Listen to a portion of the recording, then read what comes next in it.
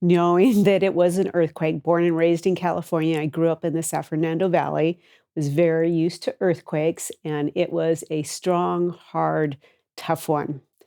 And our oldest son, Ryan, happened to be with my parents down in Northridge because it was Martin Luther King's birthday that weekend, and he had Monday off. So it was a panic of not being able to get a hold of them in Northridge. I actually was working with Westwood One Radio Networks, Westwood One Unistar, and we had just moved the company from Hollywood up to Valencia in a 31,000 square foot facility on Avenue Stanford and Scott.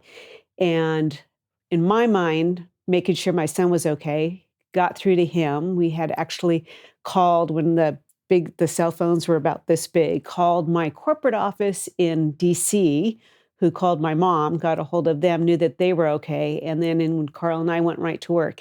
At the time, he was getting KBET back on the air, and I was getting Westwood One radio networks on the air, which affected about 10,000 radio stations across the country.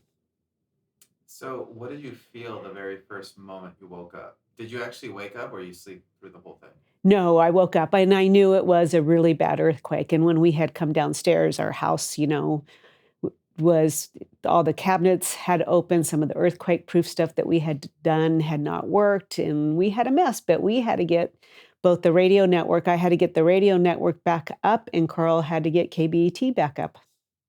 So, was that the very first thing that went through your mind after realizing, okay, we're okay here. What's the next course of action? Well, it was our oldest son, Ryan, making sure that we could get a hold of him in Northridge, and realizing that the epicenter was in Northridge was very frightening. My parents had a lot of damage to their house, and then Carl and I split off. He went up Sierra Highway to get the transmitter site back on, and I went out to Valencia to get, at the time, I think it was 12 radio stations under one roof, affecting all these radio stations across the country.